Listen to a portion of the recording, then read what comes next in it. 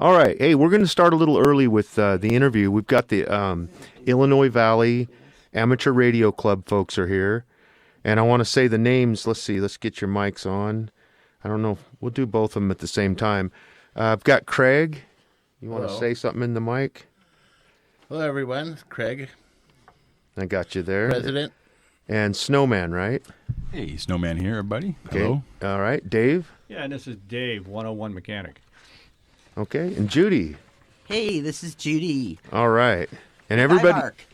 Everybody's from the how do you say it? How do you say it? IVARC. IVARC. Okay. I was saying IVARC, and then I realized for myself I'm just going to say Illinois Valley Amateur Radio Club until I heard one of y'all say it. IVARC. Perfect. Yeah. IVARC. All right. And so we're going to start off. I'm going to ask a few questions. We're going to find out what it's all about. I'm going to ask Craig here. So tell us, what is IVARC? IVARC is the Illinois Valley Amateur Radio Club, and we're a ham radio club, but we're not exclusive to ham radio. A lot of our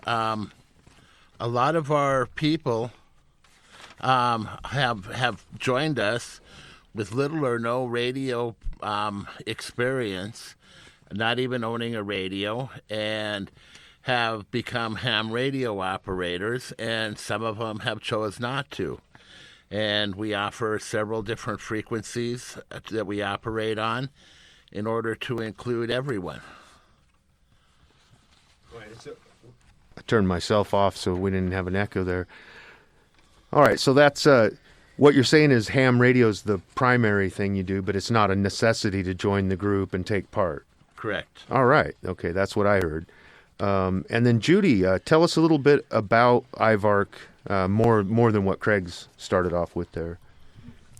Yeah, so IVARC, we really use multifaceted approach to be inclusive and user-friendly to the community. We don't require that you are a ham. You have to take a test for that. And so there's a new GMRS, General Mobile Radio Service, and it is it's $35. There's no test required, and you get the license for 10 years, and everybody in your household can use it. It's a really good way to get people on board to learn radio and to be able to practice with the radio, and not be exclusive to ham. If we were just a ham club, we would probably have 10 members. Seriously. I mean, there's more hams in the valley, but people aren't really coming out. We have about 40 operators that check in from the Oregon border up to Merlin. And we had started in May of 2022 with the GMRS net. And shortly thereafter, we added the Channel 3 project, which is unlicensed FRS and MERS channels. That's practicing radio-to-radio operations, finding out who you can reach, which will be important during an emergency. In October of 2022, we put up our IVARC repeater on $8 Mountain, and by January 2023, we became an official club with board members and meetings. Yeah, and I just thought of something. I grew up on the coast, so radios, as a kid, our fun thing was to listen. It was CBs and then Marine Band, VHF, I believe. Mm-hmm. And so our fun thing was to listen to the pilots coming back in, navigating the bar. But I have a question. We had a neighbor that was a ham operator, and this is a naive question, but that's the one where you don't have a CB handle. You have basically like a license plate series of numbers and letters. Like I think my neighbor was XYZ359, something like that. And I saw it in his window, and I would always ask my dad, "What is that? Why doesn't he have a handle like, Smokey Bear or whatever?" And my dad, I remember telling me that was ham radio. Is that correct? Yes, that's correct. Yes. Okay. So that's something. But I grew up. It was so much fun. Listen. We had the CB when we were in the car. We had the receiver where you could listen to the truck drivers. And that was just a blast, as a kid. But I never graduated up to actually operating radio until volunteering here now. Well, while you're on that same question, Yeah. CB actually is getting really popular, and CB is what I enjoy the most, and it's a lot of fun. So, talking about the handles and stuff like that, we all have our different handles instead of the numbers, but it's a lot of fun. What's your handle? My handle is 101 Mechanic. Okay, you said that. All right, Yes. Gotcha. All right. I like that because that was always a lot of fun. Listen, in Coos Bay is where I grew up. So that back then there was all the log trucks, all the chip trucks. So the radio was wild. It was alive because they had to navigate, coming into the yards and all that. So the grant you mentioned, how much was that for, Judy? Well, the grant was for $50,699, and it's from the Office of Resilience and Emergency Management under the Resilience Hubs and Network. So resilience networks are the groups of people and resource providers or service providers who support a resilient hub location, and the Resilient Hub and Network grant is intended to support both the community locations and the people and organizations that come together. This particular grant was from the State of Oregon Office of Emergency Management for a shelter. They were providing cargo containers with supplies for emergencies to communities. So they would set them up, and then they could open them up and let people come in and get the supplies and provide services to these people. But when I saw it, I saw, well, what kind of service do we provide? We provide radio. So I made it a radio hub, a communication hub, and Dave, 101 Mechanic here, came along and suggested we make it mobile. And so we have now made it into, we're going to talk about that in a minute, but it's going to be a trailer that will be revamped, and it's going to be our IVARC Command Center. And that I know where the toy hauler comes in. I know what that means, what a toy hauler is. I almost bought one a couple years ago, half empty container, half living facility, shower and everything. That's a brilliant idea for a mobile center. So what are the capabilities and what are the purposes of the command center, Craig? Yeah, the IVARC Mobile Communication or Command Center will be a revamped toy hauler furnished with the complete all-mode capabilities. We'll be covering the high frequency, the very high frequency, ultra-high frequency, general mobile radio service, family radio service, mutual user radio service, and CB radio will be all combined on a 25-foot tower with various antennas, a backup generator, solar panel system, Starlink internet, and we will be able to issue out handheld radios and emergency supplies. This will allow IVARC to operate on all frequencies and modes for reliable communication and ensure continuing operations during emergency and power outages. The hub will be handicap accessible with a ramp door during trainings and In addition, IVARC will install 2 ham radio repeaters on $8 Mountain in Selma. One will be analog VHF, one will be a digital mobile radio service, DMR. The Illinois Valley is made up of 10 islands separated by barriers and bridges and rivers, and can be disrupted by a small earthquake or a natural event.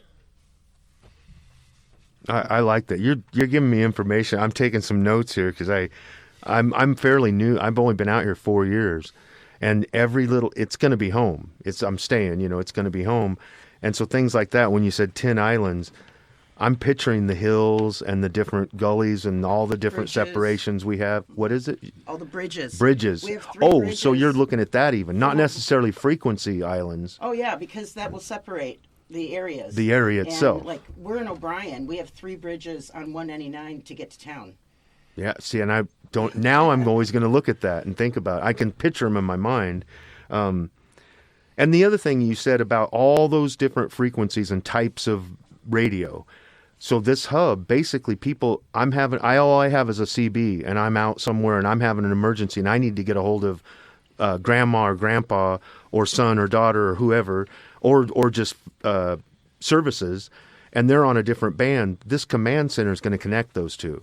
There's going to be Correct. basically I picture the old-fashioned operator off Andy Griffin, plugging in the cords. I know that's not how it works, but No, pretty That's much we're going to basically- have operators at the radios working them 24/7 during the emergencies. Putting people in- And we can go to the emergency locations as long as we can, drive there Yeah. with the hub. And there'll also be relays too. So if you can't get out far on your CB, another person could go ahead and relay to the next person. Yeah, to the next person that's what I and mean, Hook yeah. it right up. So we can. There always will be somebody listening out there. which I've seen in some of the old shows, disaster shows, it would be, say, a sheriff that had a radio, but he needed to get back to a telephone, and you'd see that in the movies, the relay. I'm going to relay you back to services. Snowman, do you got anything to add to what Craig was saying there about the command center?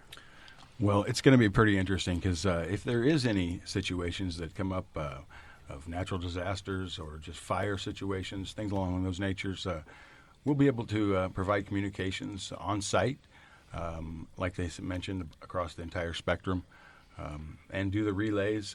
This is very exciting. It's going to be very interesting for training, for showing off to our friends and teaching people about radio, getting them excited in the community, and it'll be a big help and a lot of fun. So we're real excited about this. Yeah, this is not quite what I was thinking. I mean, overnight I was trying to put together scenarios in my head, kind of like, well, what is this going to be? But it's much more than I could have even imagined so far. And I have some questions at the end about, you mentioned the $35 licensing Yeah, we fee, can I go think over it all was. that. But yeah, because I was wondering, what's it take a person to get involved on the ham end? So what are we looking at as far as stages of taking the toy hauler all the way to a command center? Well, I'll go ahead and pick that up. Yeah.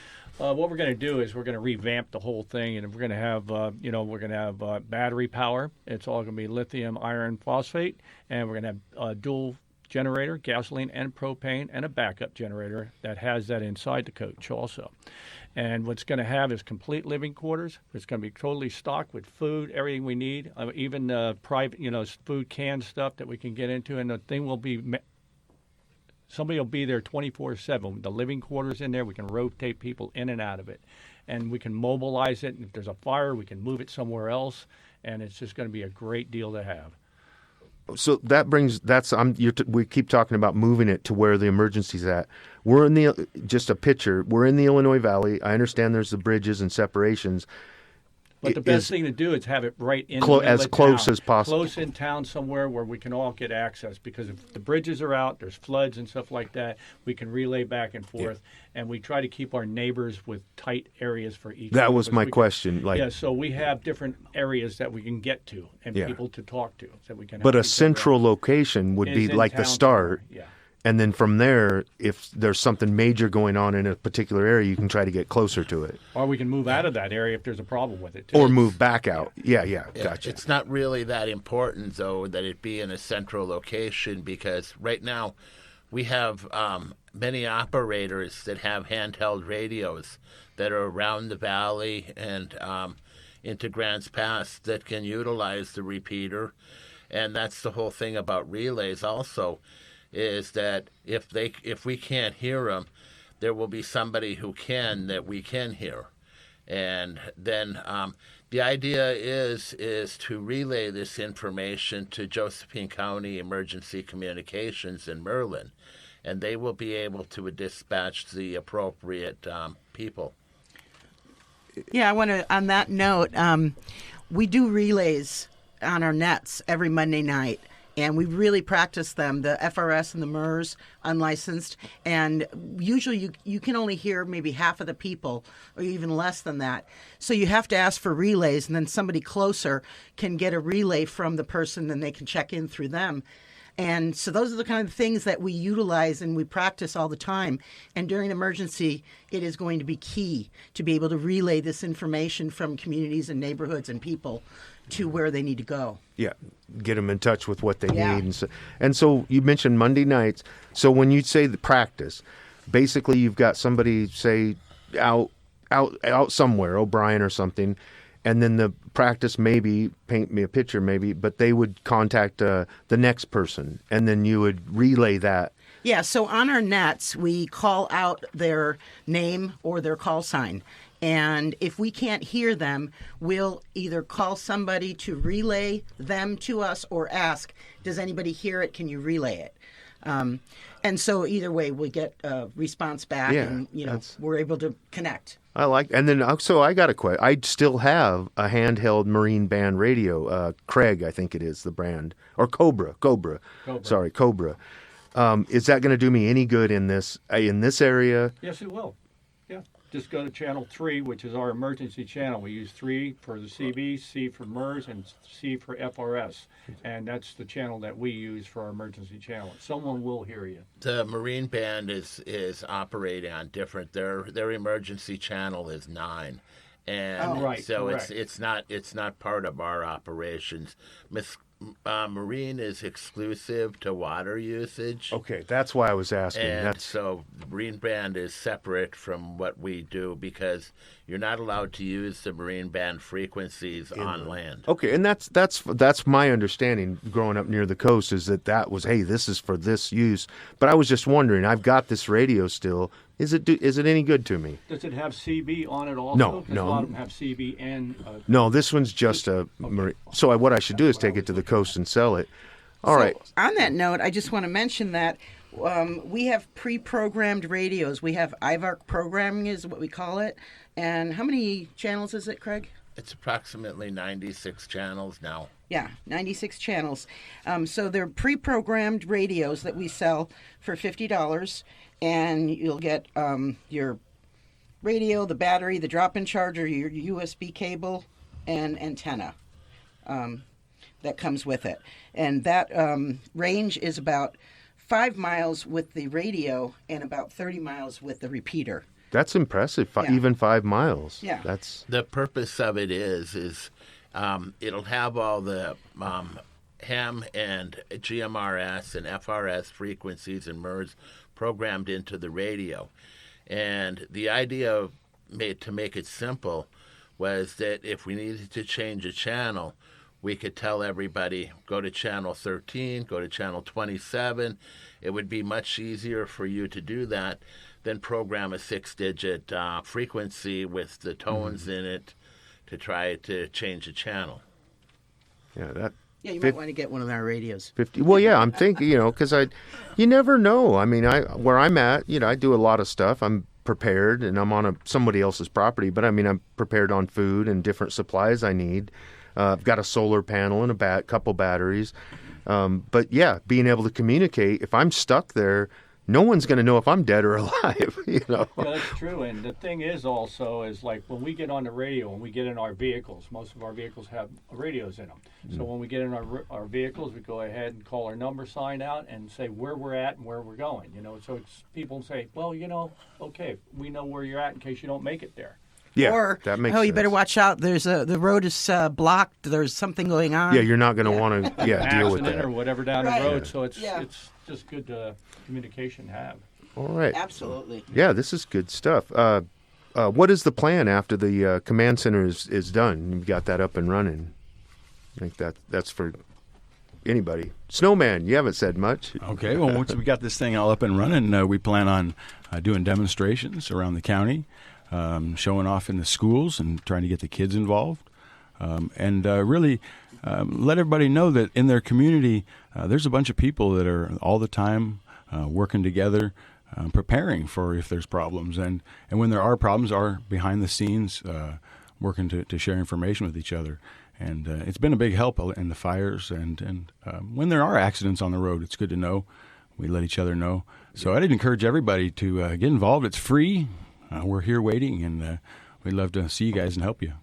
Okay, and did you have something to add, Yeah, Craig? another thing we use it for is when there's power outages, and yeah. it really is convenient because, say my power goes out in O'Brien, I'll get on the radio and announce that the power just went out in O'Brien, and somebody else will come on that the power is okay in Tacoma or the power is okay in Cave Junction, or if that case also. If they might say that the power is out here too, so we immediately know whether, without calling Pacific Power, whether the power is widespread outage or is it just a local problem. I know when, like I say, I've been out here about 4 years, and sometimes the power outages make no sense at all. And so you assume traffic accident. Somebody hit a pole, and it's not always that. It really isn't. I've learned a tree could come down. And then during the heavy snow, I can see now trees come down, branches come down, things happen. But I like that too, just to be able to find out if you're the only one or is it the entire region. We had one, what was it, a couple years ago, we were out of power for a while. I remember that. I can't remember the days, but I think Cave Junction was longer than I was. I'm in Selma. Snowstorm, I believe. Yeah, when all the trees came down. So one more, I want to ask you too. How does IVARC promote inclusion in your group? Well, like I said, we didn't start just a ham club. We started the amateur radio club, and basically GMRS is our main nets that we have right now, and then the FRS and the MERS. We do have a ham simplex net that we started on Wednesday night, and we will be having a ham net on the repeater as soon as those are up. Excuse me. We have coffee chats on Tuesdays, every Tuesday except for the second Tuesday, which is our meeting, and that's Tuesday night. The coffee chats are 11:30 at Taylor's, first, third, and fourth Tuesday. The second Tuesday is our meeting, and that's at Wild River from 5 to 8. General meeting is 6 to 8. We do a lot of assistance to the community. We do technical assistance. So say somebody's interested in getting a radio and finding out if they have reception where they're at, or they want to put an antenna up so they have better reception. We will come out and do a site visit, and we'll check out the situation. Craig has his equipment, and they check to see what the best transmission spots are, where you can actually transmit and to and from. And then they'll also suggest what kind of equipment and what kind of antenna and where to put it. And then we'll also help installing it if they need that assistance too.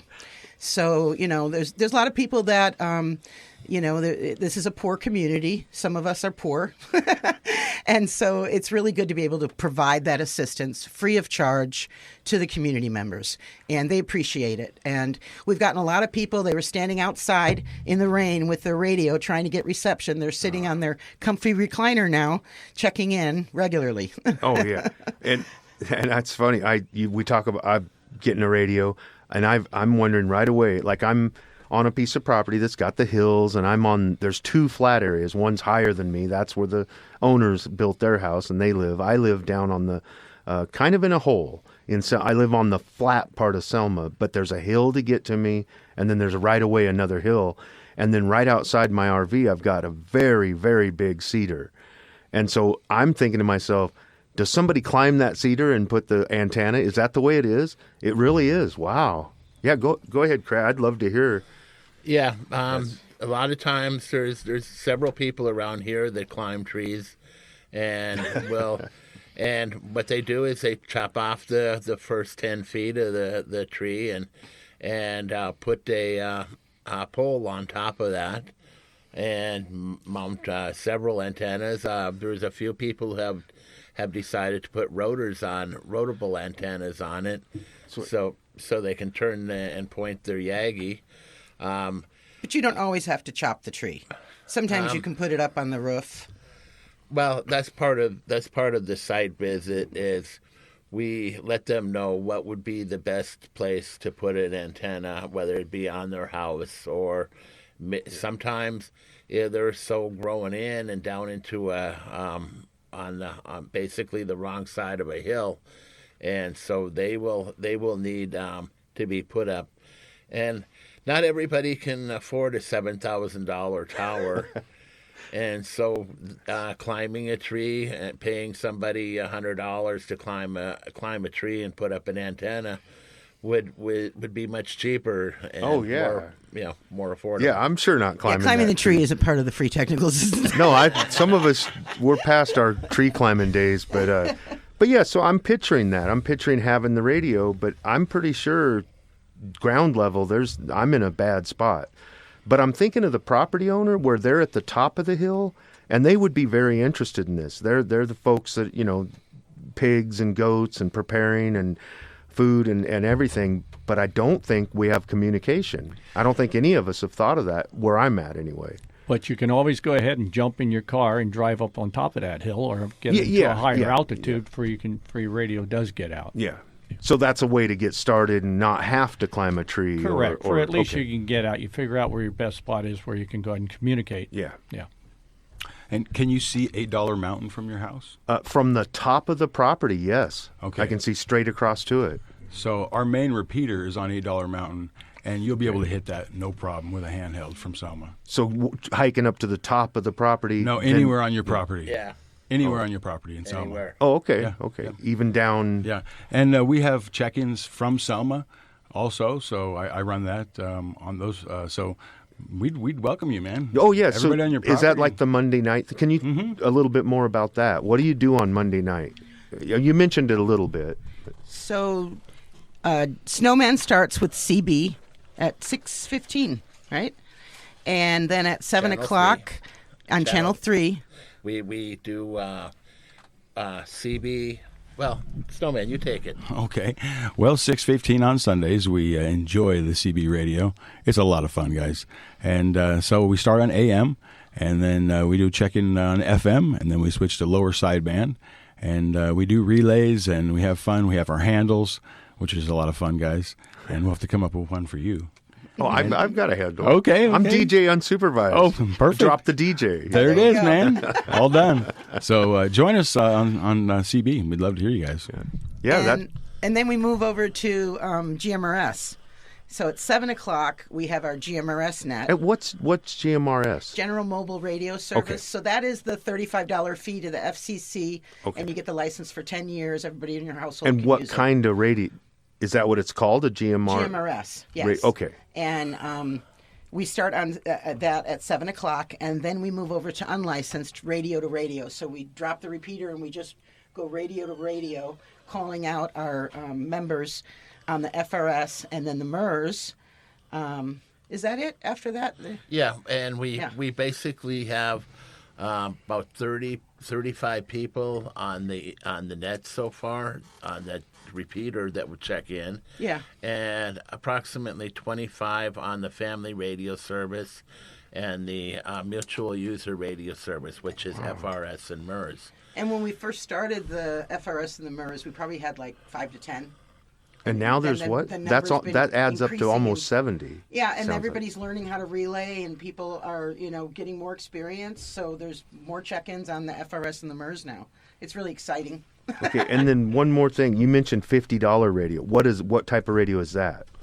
It's a Bofang 5RM, and it has an FM radio in it. Oh, that's right. It has air capable receive, and then it has the GMR and ham frequencies, FRS and MERS, all programmed into it. And so basically in one compact little radio, it puts out 10 watts. So you can easily, if you're in line of sight of the repeater, you can easily reach 12 miles away with the basic antenna. That's from where I'm at to O'Brien, 12 miles ish.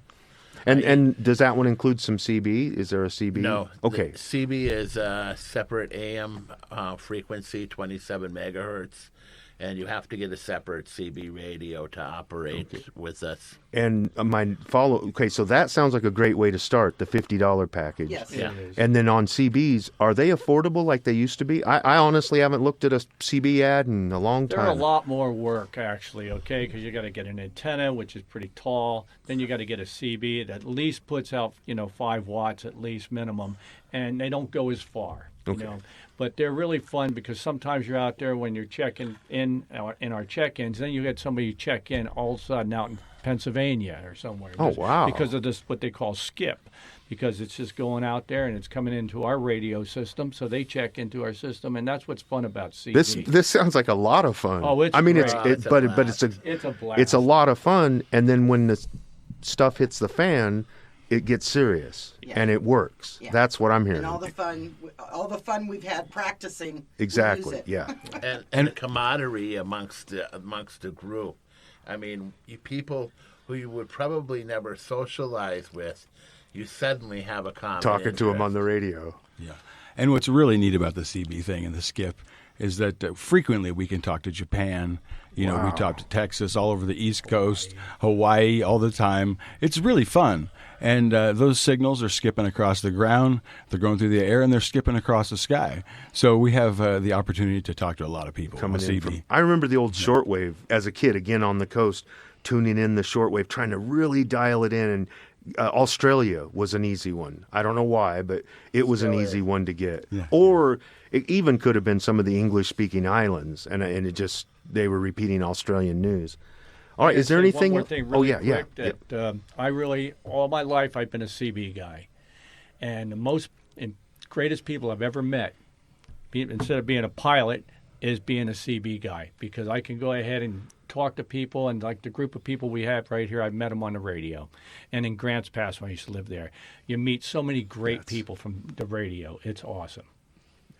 And if you'd like to see pictures of our toy hauler and pictures of some of the radio setups from some people in our club, that's at selmasnowman.com.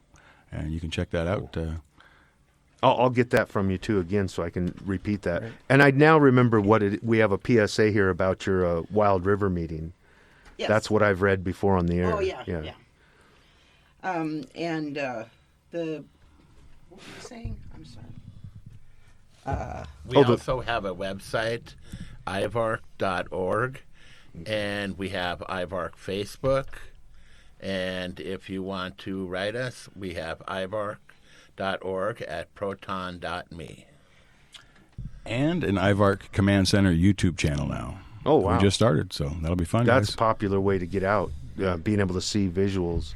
And for the listeners, if you're interested in getting your GMRS, we have a PDF, how to get your GMRS, on our IVARC website. And it basically goes step by step, because if you go to the internet website, it's very convoluted, the government website. So we'll just give you simple steps of how to get it. And so check it out, ivarc.org. Once again, IVARC.org. Mm-hmm. All right. Well, hey, thank you very much. This is, like I say, I was trying to put pictures together. I was imagining emergency situation, so seriousness. Folks are going to come in here and be so serious, and I never even pictured the fun element at all. That didn't cross my mind. It's a lot of fun. Yeah, this sounds like fun. I did have one more thing to say. Yeah, go ahead. The grant, when we turned it in, the grant judges immediately responded to us. They told us that they loved our program, they thought it was an anomaly, and they would love to see programs like this across the country. That's a good, yeah, that's a good badge. We imagine sister hubs in every community providing essential services to their people. Well, and we all know if you travel around Oregon, there's rural tight spots. Go up and down the South Coast.